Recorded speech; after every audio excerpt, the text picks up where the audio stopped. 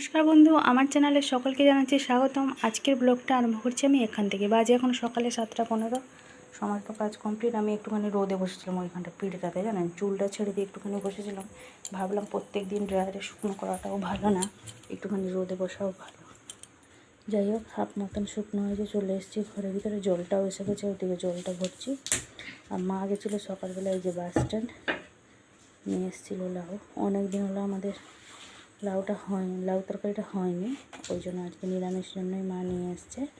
মাকে বলেছিলাম আমি লাউ নাহলে একটা চাল কুমড়ো নিয়ে আসবে। আগে যখন আমরা যেই ঘরটায় যখন ভাড়া ছিলাম ওইখানটা মা চাল কুমড়ো গাছ বসিয়েছিল, খুব তখন চাল কুমড়ো হতো। শুনু তখন হয়েছিল না মা, এত চাল কুমড়ো হয়েছিল তখন, খুব তখন খেয়েছিলাম। আমারও এইখানে আসার পরে একবার মা বসিয়েছিল গাছটা মরে গেল, জানেন তো, হলোই না গাছটা। এই যে মা সেই জন্য লাউ নিয়ে এসছে, আজকে লাউ আলুর তরকারি হবে। আর মূলো শাক নিয়ে এসছে, ভাজা হবে, ডাল হবে। মূলো শাকটা ভাজা হবে, ডাল হবে। প্রতিবারে এইগুলো হচ্ছে আমাদের আজকে একদম নিরামিষ লাঞ্চের মেনু। যাই হোক, চলুন, আমি এখানে একটুখানি সকালবেলা বসে আছি, মা সবজিগুলো কাটুক, তারপরে দেখা যাক কী হচ্ছে। সবজি কাটবে, দোকানগুলো বন্ধ আছে, দোকান যেতে হবে। মূলো সব কেটে দিয়ে গেছিলাম, আমি ধুয়ে দেওয়া পরিষ্কার করে নিয়ে চলে এসেছি মূলো শাকটা। এদিকে বসিয়েছি লাউ আলু,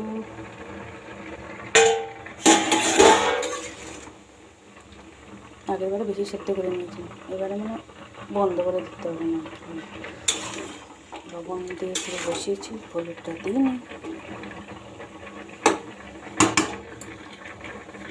এদিকে আলু কেটে দিয়েছে এভাবে ডুমো করে, একটুখানি আলু তরকারি রান্না করব মুড়ি খাওয়ার জন্য। কেটে নিয়েছি এখানে পেঁয়াজ আর লঙ্কা। এদিকে এই যে মা লাউটাই সেদ্ধ হয়ে গেছিলো, বের করে নিয়েছিলাম, মূলো শাকটা রান্না করবে। আমি এদিকে এই যে আলু তরকারিটা বসিয়ে দিয়েছি, রান্না করে নেবো। তরকারিটা হয়ে গেছে, ঢেলে নিয়েছি। এদিকে শাক ভাজাটাও হয়ে গেছে, নামিয়ে নিয়েছি। এবার লাউ তরকারিটা রান্না হবে। আজকে আমি লাউ তরকারির রেসিপিটা আপনাদের সাথে শেয়ার করব। নিরামিষ দিনে কিভাবে আপনারা লাউ তরকারিটা রান্না করবেন একটু আলাদাভাবে, একটু অন্য টাইপের, সেই রেসিপিটা আমি আপনাদের সাথে শেয়ার করব। এই যে লাউটা তো প্রথম সেদ্ধ করে বের করে নিয়েছি। এদিকে এগুলো হচ্ছে 5 ফোড়ন। 5 ফোড়নটাকে আমি প্রথমে একটুখানি ড্রাই রোস্ট করে গুঁড়ো করে নিয়েছি। আবার এখন আমাকে বলছে মা আলু তরকারি আছে। আমি বলছি কেন না, আমি একটুখানি আলু তরকারি দিয়ে মুড়ি খাবো। ও আলু তরকারি দিয়ে মুড়ি খেতে ভালোবাসে, অনেক দিন হলো আলু তরকারি দিয়ে মুড়ি খাইনি। ওর আজকে হঠাৎ একটা মন হয়েছে। আমি বলছি না আর নেই, আমি তো অল্প করে রান্না করেছি। বলছে না আমি আলু তরকারি দিয়ে মুড়ি খাবো। যাই হোক, ওকে একটুখানি আলু তরকারি দিয়ে মুড়িটা দিয়ে আসি, ও টিভি দেখতে দেখতে খেয়ে নেবে। যাই হোক, ওর মুড উপরে ডিপেন্ড করে। এখন যদি বলে আমাকে খাইয়ে দাও তাহলে খাইয়ে দিতে হবে, আবার যদি আবার বলি যে না বসে বসে খেয়ে নেবে। ও আবার আলু তরকারি দিয়ে কীরকম, কিন্তু বেশি আবার ঝোল দিয়ে আলু তরকারি মাখিয়ে দিলে খাবে না, বেশ একটুখানি শুকনো শুকনো মতন হবে, সেইভাবেই ও খাবে। চলুন তাহলে ওকে দুটো আলু তরকারি মুড়ি দিয়ে দিই, তারপরে আমি এদিকে লাউ তরকারিটা রান্না করব। বসে পড়েছি আমরা এখানে মুড়ি তরকারি খাওয়ার জন্য। শুনুকে দিয়ে দিয়েছি ওখানে, শুনু এই যে চেয়ারে বসে বসে খাচ্ছে। ওকে দুগাল খাইয়ে দিয়ে এসেছি, আর আমি বলছি তুই খেয়ে নে, আমরা মুড়ি তরকারি খাবো। মা এদিকে এই যে মাও শুনুর মতন এভাবে শুকনো শুকনো খেতে ভালোবাসে। আমারই একটুখানি আলু তরকারি আর আলুর দম এগুলো আমার মুড়িতে একটুখানি বেশি পরিমাণে লাগে, আমার একটুখানি বেশি হলে বেশ ভালো। মুড়িটা খেয়ে নিই, তারপরে লাউ তরকারিটা রান্না হবে। প্রথমে মা এদিকে এই যে শুক্তো বড়িগুলো ভালোভাবে ভেজে নিচ্ছে। আমাদের ঘরের বড়িগুলো দেওয়া হয়নি, দোকান থেকে মা কিনে এনেছিল বড়িগুলো, সেই বড়িগুলো প্রথমে ভেজে নিচ্ছে। এদিকে এই যে আমি এগুলো বেটে নেবো। পোস্ত, সর্ষে, সাদা সর্ষেটা যেহেতু পাওয়া গেল না সেই জন্য কালো সর্ষেটা দেওয়া হয়েছে, নাহলে অ্যাকচুয়ালি সাদা সর্ষেই দেওয়ার কথা। ঝাল অনুযায়ী আপনারা দিয়ে দেবেন। কাঁচা লঙ্কা আমরা যেহেতু সবাই ঝাল খাই, এখানে লঙ্কার পরিমাণটা আমি বেশি দিয়েছি। আর নিয়ে নিয়েছি কয় টুকরো এভাবে আদাটাকে আমি কুচি করে কেটে নিয়েছি। চলুন তাহলে এগুলো প্রথমে বেটে নিয়ে আসি। সর্ষের তেল দিয়ে দিয়েছি, গরম হয়ে গেছে। এবার মা ফোড়নে দিয়ে দিচ্ছে তেজপাতা আর গোটা জিরে। এদিকে মশলাটা আমি শিলেতেই বেটে নিয়েছি। একটুখানি ভাজা হলেই মশলাটা ওর মধ্যে অ্যাড করে দেবো।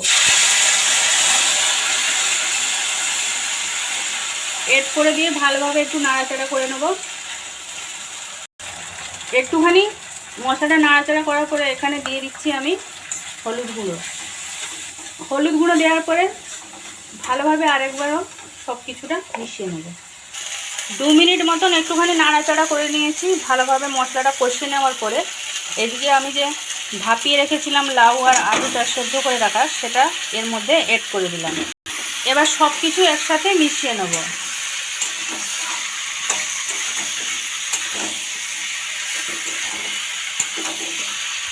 এখানে বাটিতে একটুখানি গরম জল নিয়ে নেওয়া হয়েছে। এর মধ্যে দেওয়া হবে গুঁড়ো দুধ, আমুল দুধ। যেহেতু দুধটা এখানে গরুর দুধই ব্যবহার করা হতো, সোনু খায় না, আমি খাই না, ওই জন্য এখানে গুঁড়ো দুধটা ব্যবহার করা হচ্ছে। নাহলে আপনারা চাইলে গরুর দুধটা দিতে পারেন।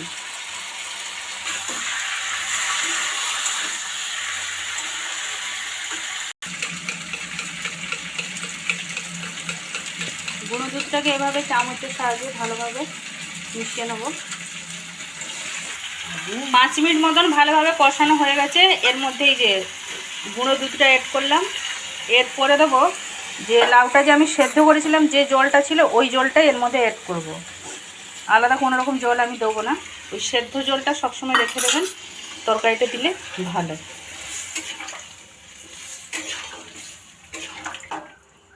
জলটা এখানে পরিমাণ মতন দিয়ে দিয়েছি। এবার আমি একটু ফোটার অপেক্ষা করব। এই যে ভালোভাবে ফুটে গেছে তরকারিটা। এর মধ্যে আমি এবারে দিচ্ছি এই যে ভেজে রাখা বড়িগুলো।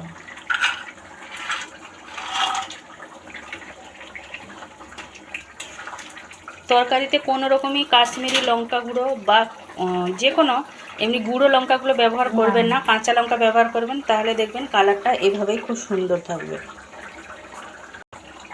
এবার এই যে উপরের থেকে দিয়ে দিচ্ছি আমি ধনেপাতা কুচি, ছড়িয়ে দিলাম। ধনেপাতা কুচি দেওয়ার পরেই আমি সঙ্গে সঙ্গে গ্যাসের ফ্লেমটা বন্ধ করে দিয়েছি। সবার শেষে আমি দিয়ে দেবো ভেজে রাখা 5 ফোড়নের গুঁড়ো, যেটা আমি প্রথমেই আপনাদেরকে বলেছিলাম। শুধু 5 ফোড়নই আছে এর মধ্যে।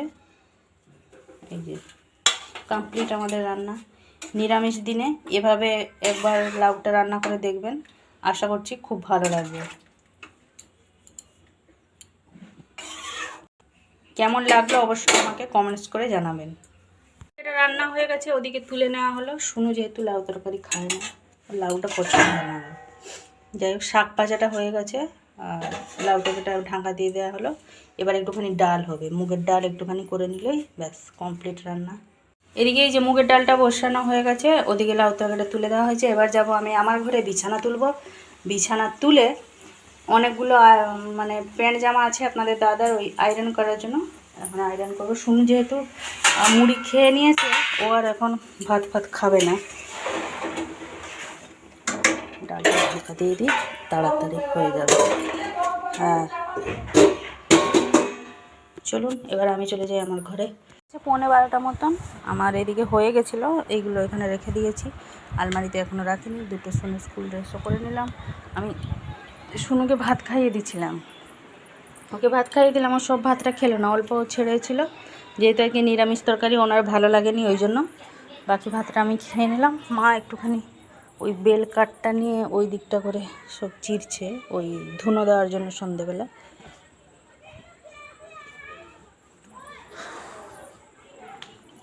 মূলো শাক ভাজা আজকে। আর এই যে ডালটা অল্পই করা হয়েছিল শুনুর জন্য, বাবা শুনুর যাই হোক খাওয়া হয়ে গেছে। লাউ তরকারি থেকে একটুখানি নিয়েছিলাম। বাজে এখন দুপুরে 2:10 মতন। শুনু তখন যেহেতু ভাতটা ভালো করে খায়নি, কারণ নিরামিষ তরকারি বলে, ওই জন্য ওকে একটুখানি ম্যাগি করেছিলাম একটা ডিম দিয়ে। আর এদিকে বাবা আজকে দেরি হয়ে গেছে একটু আসতে, চান করছে। তরকারিগুলো সব গরম করে নিয়েছি, ডালটা গরম হয়ে গেছে। এদিকে এই যে লাউ তরকারিটা গরম করে নিচ্ছি।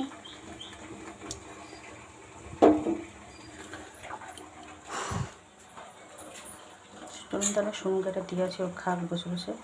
আমি ততক্ষণ বাবার ভাতগুলো বের করে ফেলি, ভাত তরকারিগুলো।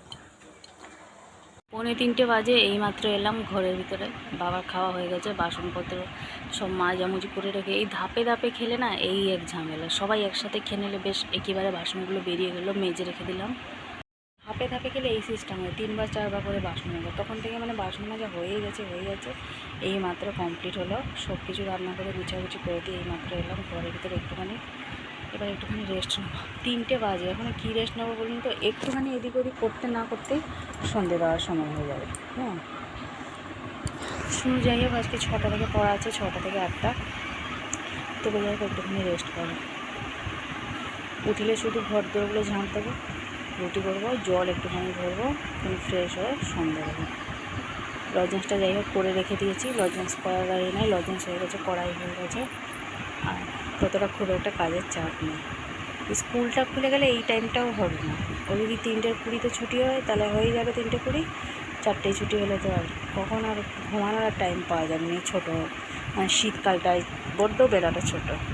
5টা বাজতে যায়, বাজেনি, 10 মিনিট বাকি। আমি এদিকে সমস্ত কাজকর্ম শেষ করে বসে আছি। ওদিকে রুটি ফুটি সব হয়ে গেছে, ঘর দর ঝাঁট দেওয়া হয়ে গেছে, লজেন্স তো আগে থেকেই করে নিয়েছি।